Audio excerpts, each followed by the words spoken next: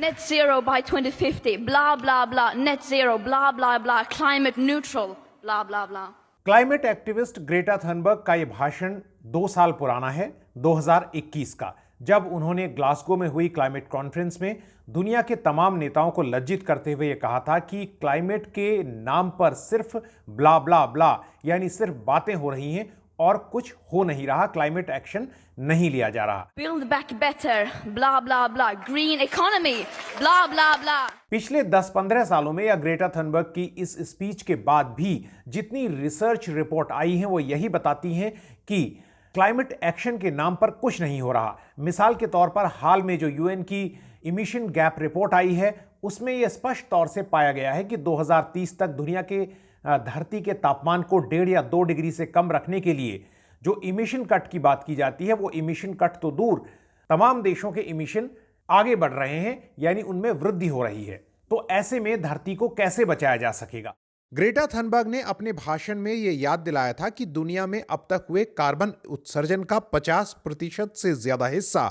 1990 के बाद हुआ, यानी पिछले 33 साल में इंसान ने यह कार्बन उत्सर्जन किया और 1/3 हिस्सा तो पिछले 15 से 18 सालों के बीच में हुआ। यानी हम खतरे के जितने पास जाते जा रहे हैं उतने ही लापरवाह हो रहे हैं। ये बातें मैं आपको इसलिए बता रहा हूं क्योंकि दुबई में जो इस वक्त क्लाइमेट वार्ता शुरू हो चुकी है उससे पहले एक बहुत बड़ा विवाद खड़ा हो गया है। बीबीसी ने अपनी रिपोर्ट में यह कहा है कि दुबई में जो वार्ता हो रही है उसमें मेजबान देश यूएई इस वार्ता को क्लाइमेट के लिए जो वादे किए गए हैं उनको निभाने की दिशा में कदम बढ़ाने के बजाय दुनिया के तमाम देशों के साथ फॉसिल फ्यूल डील यानी तेल और गैस की डील करने के लिए इस मंच का, इस अवसर का इस्तेमाल कर रहा है। यह बताने की जरूरत नहीं कि इस जगह दुबई में इस वक्त अगले 2 हफ्ते तक दुनिया के तकरीबन 200 देशों का जमावड़ा रहेगा और यह बीबीसी की रिपोर्ट में आरोप लगाया गया है कि कम से कम 15 देशों के साथ जहां तेल और गैस के भंडार हैं, यूएई जो है वो अपनी डील करना चाहता है। अब यह एक बहुत बड़ा कॉन्फ्लिक्ट ऑफ इंटरेस्ट है जिसकी बात पहले से कही जाती रही है।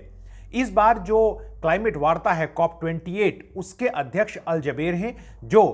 यूएई की सबसे बड़ी तेल कंपनी एडनॉक यानी Abu Dhabi national oil company के मालिक भी हैं, सीईओ हैं। अब वही इस क्लाइमेट कॉन्फ्रेंस की अध्यक्षता कर रहे हैं। तो ऐसे में क्या कहा जाए कि हमने क्या बिल्ली को दूध की पहरेदारी पर लगा दिया है? जिस आदमी के इंटरेस्ट जो हैं वो फॉसिल फ्यूल और तेल में हैं यानी तेल और गैस में हैं, वो कैसे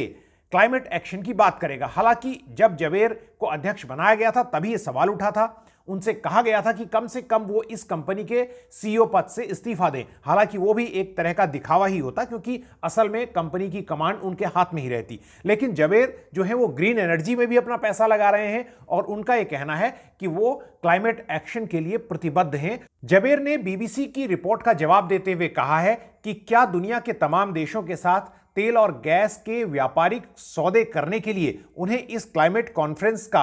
अध्यक्ष बनने की जरूरत थी? पहली नजर में उनका यह तर्क सही लगता है, इसमें दम लगता है, लेकिन ऐसा नहीं है। जबेर ही नहीं, दुनिया की तमाम ऑयल और गैस कंपनियां बार बार यह बताती रही हैं कि अगले 60-70 सालों तक उन्होंने तेल और गैस में जो निवेश किया है उसकी उन्हें उगाही करनी है और इसीलिए ये लोग बड़ी चालाकी से क्लाइमेट एक्शन को धीमा करना चाहते हैं। लेकिन वहां जो तमाम देश इकट्ठा हो रहे हैं, भारत जैसे देश और विकासशील देश, उन्हें यह समझ में आ रहा है कि उनके लिए यह ऑक्सीजन खत्म होने जैसी बात है क्योंकि क्लाइमेट चेंज का सबसे बड़ा असर भारत जैसे देशों पर और उन तमाम छोटे लघु द्वीपीय देशों पर पड़ेगा या उन एलडीसी कंट्री जो लीस्ट डेवलप्ड कंट्रीज पर पड़ेगा जो गरीबी से जूझ रहे हैं और जो क्लाइमेट चेंज की मार से जूझ रहे हैं। और इसीलिए ये लोग विकसित देशों से पैसे की मांग कर रहे हैं और उन देशों से इमिशन कट करने की बात कर रहे हैं जो तेल और गैस पर अपनी अर्थव्यवस्था को निर्भर रखे हुए हैं। यह एक लंबी कहानी है, लेकिन जिन बातों का मैंने जिक्र किया, चाहे वो ग्रेटा थनबर्ग की स्पीच का हो, चाहे बीबीसी की रिपोर्ट का हो, चाहे अल जबेर के जवाब का हो, ये तीनों लिंक हम अपने डिस्क्रिप्शन बॉक्स में दे रहे हैं। अगर आपको हमारी ये रिपोर्ट या हमारा ये वीडियो पसंद आया तो इसे लाइक कीजिए, अपने दोस्तों के साथ, रिश्तेदारों के साथ शेयर कीजिए और इको एनर्जी टॉक के बारे में ज्यादा से ज्यादा लोगों को बताइए। हम ऐसे वीडियो लेकर आगे आते रहेंगे।